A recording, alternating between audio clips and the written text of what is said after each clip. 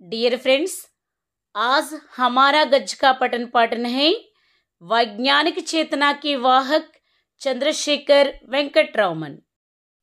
वैज्ञानिक चेतना के वाहक चंद्रशेखर वेंकट रामन। लेखक हैं धीरंजन మాలవే। రచయిత ధీరంజన్ మాలవే గారు తన విశ్వవిఖ్యాత భారతీయ శాస్త్రజ్ఞులు అనే పుస్తకంలో వైజ్ఞానిక చేతనకి వాహక్ రామన్ అంటూ ఒక ప్రత్యేక వ్యాసాన్ని వ్రాయటం జరిగింది.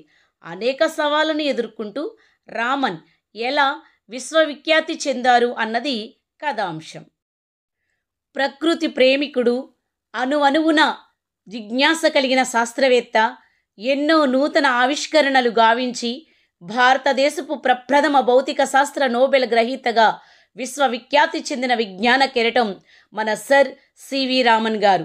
శాస్త్రీయ స్పృహ మరియు దృక్పథానికి రామన్జీ నిలువెత్తు ప్రతిరూపం అనటం అతిశయోక్తి కాదు. ఎన్నో ఏళ్లుగా ఎందరెందరో సముద్రయానం చేస్తూనే ఉన్నారు. కానీ వారిలో ఎవ్వరికీ రాని ఓ విచిత్రపు ప్రశ్న, సముద్రపు నీరు నీలిరంగులోనే ఎందుకుంటుంది, వేరే రంగులో ఎందుకుండదు? ఆ ప్రకృతి ఆరాధికుణ్ణి కాదు ఆ నూతన ఆవిష్కరణల పట్ల జిజ్ఞాస కలిగిన ఆ శాస్త్రజ్ఞుణ్ణి ఎందుకు, ఏమిటి, ఎలా అన్న మార్గంలో నడిపించి విజ్ఞాన రహస్యాలను ఛేదించేలా చేసింది. గతంలో యాపిల్ క్రిందకే ఎందుకు పడింది, పైకెందుకు పోలేదు అన్న ప్రశ్న న్యూటన్ని కదిలించినట్లుగా శాస్త్రజ్ఞుడి బలమైన జిజ్ఞాస జవాబును వెతికింది. రామన్ ఎఫెక్ట్ ఆవిష్కరణ రామన్ను ప్రపంచ అగ్రశ్రేణి శాస్త్రవేత్తల వరుసలో చేర్చింది.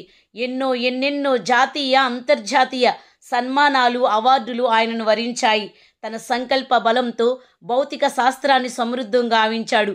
సంగీత వాయిద్యాల ప్రకంపనల వెనుక దాగి ఉన్న గణిత శాస్త్రంపై చాలా అధ్యయనాలు చేశారు. రామన్ పరిశోధనా సంస్థ అనే పేరుతో బెంగుళూరులో ఒక అధునాతన ప్రయోగశాలను మరియు పరిశోధనా సంస్థను స్థాపించారు. విజ్ఞాన ప్రచారం కొరకు కరెంట్ సైన్స్ అనే పత్రికకు కూడా సంపాదకునిగా వ్యవహరించారు. రామన్ ఎఫెక్ట్ కేవలం కాంతి కిరణాలకే పరిమితం కాలేదు.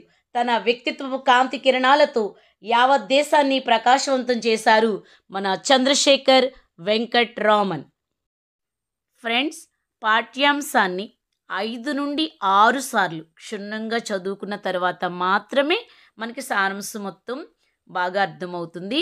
ఆ పైన ప్రశ్న అభ్యాసంలో ఉన్నటువంటి లిఖిత ప్రశ్న, మౌఖిక ప్రశ్న మనం ఈజీగా ఆన్సర్ చేయగలుగుతాం. ఫ్రెండ్స్, ఇక్కడ రిక్త స్థానంకి పూర్తి అని ఒక 5 బిట్స్ మీకు ఇవ్వటం జరిగింది. మోస్ట్ ఇంపార్టెంట్ బిట్స్ అవి, కొంచెం జాగ్రత్తగా చూసుకోండి. पहला, रामन का पहला शोध पत्र डैश में प्रकाशित हुआ था, फिलोसॉफिकल मैगजीन में. दूसरा, रामन की खोज डैश के क्षेत्र में एक क्रांति के समान थी, भौतिकी की क्षेत्र में. कलकत्ता की मामूली सी प्रयोगशाला का नाम डैश था, Indian association for the cultivation of science. Fourth one, Raman द्वारा स्थापित शोध संस्थान डैश नाम से जानी जाती हैं, रामन रिसर्च इंस्टीट्यूट.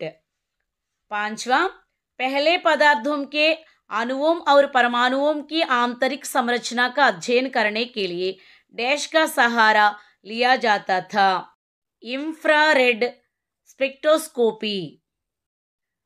ఫ్రెండ్స్, ఇవ్వబడుతున్నటువంటి ప్రతి పాఠ్యాంశానికి కూడా భాషా అధ్యయనం అనేది హార్ట్ ఆఫ్ ది టాపిక్గా ఉంటుంది ప్రతి లెసన్కి కూడా.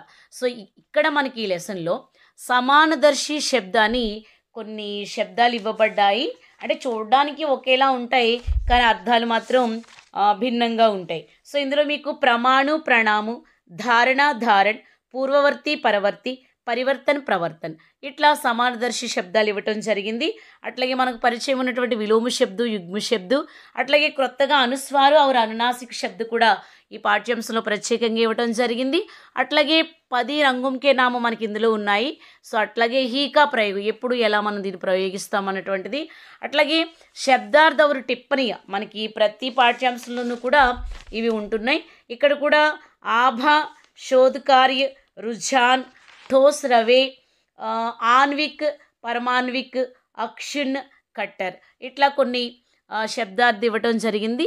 వీటిని కూడా మనం బాగా అభ్యసించినట్లయితే ఫ్రెండ్స్ చెప్తున్నాను కదా, పాఠ్యాంశాన్ని 1, 2 సార్లు కాదు 5-6 సార్లు మీరు చదివినట్లయితేనే ఈ పాఠ్యాంశం నుంచి ఇవ్వబడినటువంటి ప్రతి అంశాన్ని కూడా మీరు ఈజీగా రాయగలుగుతారు. మంచి ఫలితం ఉంటుంది ఫ్రెండ్స్ మీకు టెట్‌లోను, అలాగే రానున్నటువంటి డిఎస్సిలోను. All the best friends. Thank you.